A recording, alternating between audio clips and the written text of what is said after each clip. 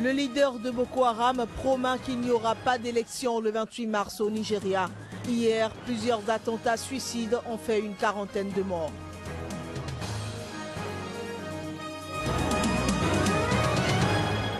Des milliers de personnes ont manifesté hier à Niamey au Niger contre Boko Haram. L'objectif est de soutenir les forces armées au front.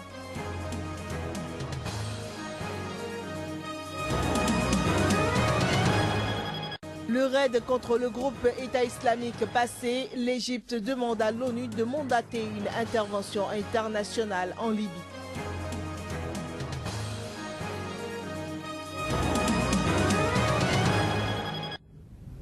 Bonjour à toutes, bonjour à tous et bienvenue à ce partage de l'actualité sur Sika. Le leader de Boko Haram, Abubakar Shekau, a promis d'empêcher la tenue des élections le 28 mars au Nigeria à travers une vidéo postée mardi. Dans la même journée, 2 attentats suicides dans le nord-est du pays attribués aux islamistes ont fait une quarantaine de morts. Les élections présidentielles et législatives au Nigeria ont été reportées de 6 semaines au 28 mars en raison, entre autres, des attaques de Boko Haram dans le nord-est du pays. La secte islamiste a également revendiqué l'attaque le week-end dernier contre Gombe que les militaires affirment avoir repoussé. Shekau revendique plutôt la victoire. Ces combattants auraient pris le dessus sur l'armée régulière et libéré des rebelles emprisonnés. Plus d'une quarantaine de personnes ont été tuées mardi au Nigeria dans de violents combats et plusieurs attentats essentiellement dans le nord du pays. Des milliers de personnes ont manifesté hier à Niamey contre le groupe islamiste Boko Haram. La mobilisation intervient après une série d'attaques meurtrières du groupe dans le sud-est du pays. La manifestation vise à soutenir les forces armées nigériennes au front. Plus de précisions à travers ce reportage. Ils sont plusieurs milliers de Nigériens à battre le pavé ce mardi pour une marche républicaine. Marche dont l'objectif est de soutenir les forces de défense et de sécurité nigériennes qui combattent la secte islamiste Boko Haram, une secte qui a attaqué pour la première fois le Niger, notamment les localités de Difa et Bosso le 6 février dernier. En tout cas, c'est une union sacrée comme on l'a souhaité le président de la République. Vous voyez vous-même qu'aujourd'hui, ici sont réunis toutes les différentes couches sociales de notre pays. Tout le monde est là, personne n'est resté en marche de cette marche. Je me sens nigérienne et il faut qu'on défende ce pays, il faut qu'on soutienne les forces de FDS, les militaires, pour que vraiment on sorte le Niger du pétrin. La marche est partie de la place Toumont pour s'ébranler à la place de la Concertation, soit une distance d'à peu près 3 km. À la place de la Concertation, les manifestants ont retrouvé le président de la République qui les attendait en compagnie du Premier ministre, des membres du gouvernement, des députés ainsi que des responsables des autres institutions de la République. Les épouses du président de la République étaient également de la partie. Sur place, les forces vives de la nation qui ont organisé cette marche républicaine ont publiquement présenté un mémorandum, signe de leur engagement aux côtés des forces de défense et de sécurité. Le peuple nigérien, dans sa diversité, dans une unité d'action sans égale, s'est mobilisé aujourd'hui comme un seul homme pour défendre notre pays injustement agressé par Boko Haram. Nous sommes résolument engagés aux côtés de nos forces de défense et de sécurité à mener une bataille sans merci contre ces groupes terroristes, même s'il faut pour cela que chacun de nous soit enrôlé dans l'armée. Le président de la République, Issoufou Mahamadou, a salué cette initiative et réaffirmé la détermination des autorités nigériennes et des forces de défense et de sécurité à mettre hors d'état de nuire la secte islamiste Boko Haram. Boko Haram nous a agressés. Mais, chers concitoyens, on n'attaque pas le Niger impunément. On n'attaque pas le Niger impunément. Et Boko Haram l'a appris à ses dépens le 6 février dernier. Inch'Allah, Inch'Allah, le Niger sera le tombeau de Boko Haram.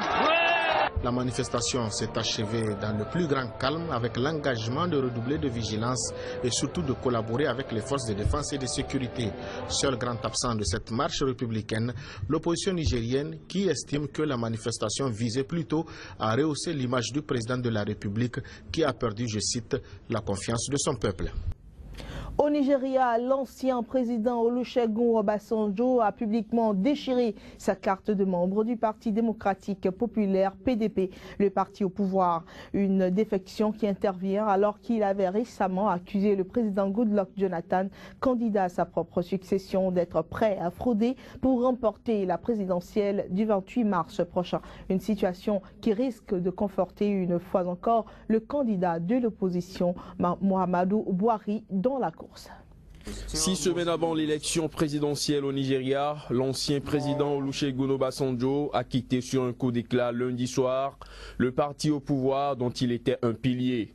Une information confirmée ce mardi par la présidence et le parti. Le départ d'Obasanjo handicape le PDP et pourrait donner l'avantage à l'APC, principal parti d'opposition, pour la prochaine élection. Ancien général, Obasanjo a dirigé la junte qui a contrôlé le Nigeria entre 1976 et 1979 avant de devenir en 1999 le premier président démocratiquement élu à la fin des dictatures militaires. Il est resté depuis un mentor du PDP, le parti au pouvoir, et jouit d'une large popularité. Son soutien à Goodluck Jonathan lors de son élection en 2011 avait été déterminant. Mais les relations entre les deux hommes se sont détériorées depuis. Obasanjo a récemment déclaré que Muhammadu Buhari, le principal rival de Goodluck Jonathan pour la présidentielle, saurait mieux comment combattre Boko Haram et faire reculer la corruption endémique dans le pays. Rappelons que la présidentielle sera couplée avec les élections législatives et sénatoriales le 28 mars prochain et seront suivies en avril par les élections des gouverneurs et des assemblées des États. Au lendemain d'un raid contre le groupe État islamique, l'Égypte s'est placée en première ligne de la communauté internationale pour demander à l'ONU de mandater une intervention internationale en Libye. Une question qui sera au cœur d'une réunion du Conseil de sécurité ce mercredi même. De leur côté, les gouvernements des principaux pays européens et des États-Unis ont réaffirmé mardi la nécessité d'une solution politique en Libye.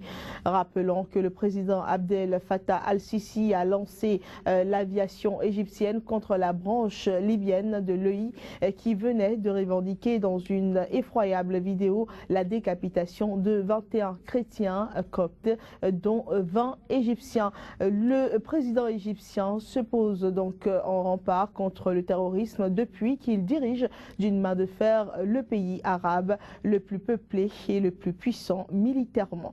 Nous vous invitons à présent à suivre un extrait de sa déclaration. Oui, il n'y a pas d'autre choix.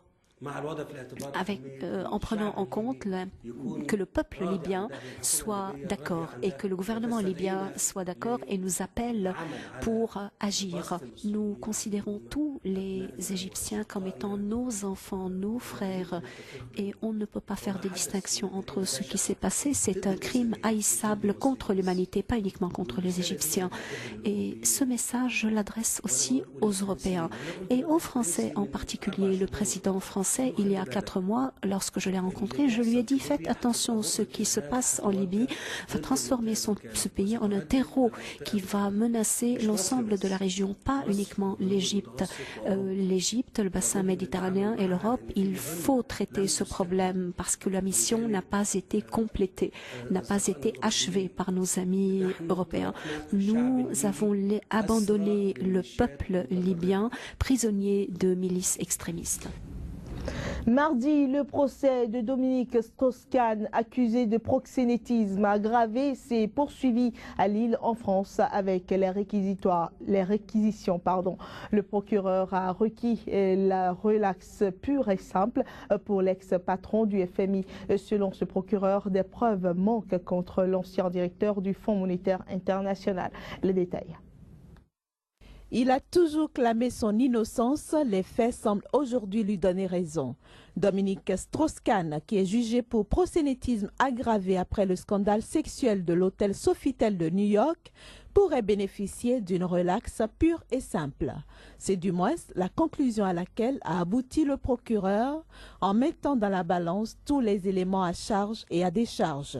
Selon lui, ni l'information judiciaire ni l'audience n'ont permis d'établir la preuve de la culpabilité de DSK qui, vraisemblablement, ignorait que des prostituées participaient aux soirées libertines auxquelles il prenait part. Lundi déjà, l'ex-patron du FMI avait bénéficié d'une bonne surprise. 2 avocats de plaignants ont annoncé qu'ils abandonnaient les poursuites engagées à son encontre. Si l'avenir de DSK semble ainsi dégagé, il n'en est pas de même pour certains de ses 13 coprévenus. Le procureur a réclamé 1 an de prison ferme pour un propriétaire de maison close en Belgique, connu sous le sobriquet de Dodo la Saumure. 5 autres prévenus pourraient écoper de 3 à 15 mois de prison avec sursis. Retrouvez dans un instant la revue de presse. Joël Yetondi, bonjour. Bonjour Claire. Nous allons démarrer la revue de ce matin par le Sénégal. Le procureur spécial de la CREI qui s'est finalement prononcé sur le dossier Karim Wade. Oui, la nouvelle, tout le monde l'attendait et pour plus d'un, c'était comme un coup de massue. À Tucson, le procureur spécial de la CREI veut que Karim Wade et alliés restent derrière les barreaux entre 4 et 7 hivernages. Réumi réquisitoire au paquet spécial, 7 ans d'emprisonnement et une amende de 250 milliards. Sénégal, le procureur spécial requiert 7 ans de prison ferme et 150 milliards de francs CFA d'amende contre Karim Wade. Sud Online, total des avoirs à saisir et réparation des dommages et intérêts, l'État réclame qu'à 150 milliards de francs CFA à Karim Wade. Sénéweb de s'interroger avec ce réquisitoire. Karim Wade sera-t-il enfin condamné? Mais le réquisitoire d'hier ne s'est pas prononcé que sur le cas Karim Wade. Dakar Actu nous apprend que le paquet spécial s'oppose à la liberté provisoire de Pape Mamadou Pouye, le cerveau des biens mal acquis. L'homme restera en prison. Le jour pour aller en Côte d'Ivoire et parler aussi du procès des pro-Gbagbo. Afi plaide pour la liberté pour tous. Notre voix, Afi et Bro Grébé crachent leur vérité au juge. LG Info, Bro Grébé fait trembler la cour. Afi s'en révèle avoir trahi Gbagbo depuis 2010. Et au rythme d'une grève générale, vit depuis hier le Burkina Faso. Tout à fait. Après la grogne des hommes en uniforme, c'est celle des travailleurs. Burkina 24, grève générale. Des travailleurs répondent à l'appel des syndicats à Bobo. Sidoya, paralysie dans les lycées, service minimum garanti à Yalgado. Le Faso, grève de l'unité d'action syndicale, une marche de protestation en vue. Si rien n'est fait, grève, il en a également été question au Togo. Ici, Lomé nous apprend que le mot d'ordre de grève de la STT est suivi comme une lettre, est passé comme une lettre à la poste. Les élèves ont inondé les rues de Lomé. Togo Site rapporte les élèves ont déclaré en substance ceci: nous voulons dire à Fort Yacingbe qu'on doit le changer pour que les professeurs soient enfin payés. Et face à la grève qui a atteint le secteur de l'éducation, Republic of Togo nous révèle que l'autorité a purement et simplement décidé de la fermeture de tous les établissements scolaires. Ici, Lomé, nous retrouvons ceci d'information: le personnel du ministère de la fonction publique sous les arbres. Et le peuple nigérien était dans les rues hier pour manifester contre Boko Haram. Oui, l'appel a été suivi à Niger. Des milliers de manifestants marchent à Niamey contre Boko Haram. L'observateur Palga marche à Niamey. Explosion à Biou. Guinée-Conakry Info, manif au Niger, maudit soit Boko Haram comme pour rapporter l'état d'âme des manifestants. Tam Tam Info, contre les agressions de Boko Haram, c'était la plus grande manifestation jamais organisée au Niger. Le pays, marche républicaine contre Boko Haram, Mahamadou Issoufou tient sa revanche. À Niamey parle toujours de terrorisme, lutte antiterrorisme. Un sommet mondial de 2 jours s'ouvre à Washington. Et dernière chose, très rapidement, au Bénin, eh bien, le budget des élections disponible dès cette semaine. Oui, les choses se précisent de plus en plus au Bénin. Adinako nous apprend que pour la réussite des prochaines élections au Bénin, une mission onusienne évalue les besoins. 24 heures au Bénin, le budget des élections disponible dès ce vendredi. Le confrère de la matinée revient sur le congrès extraordinaire des FCVE et passe au peigne fin des aveux qualifiés de taille. Ce qu'il faut en retenir, c'est dans les colonnes. La Nouvelle Tribune s'intéresse à tout autre sujet. Les ordres du secteur de la santé en passent de perdre leur indépendance, mais dans un pays démocratique. C'était là la revue de presse. Mesdames et messieurs, ce sera tout pour cette édition que nous vous remercions d'avoir suivi. Très bonne suite des programmes sur SICA.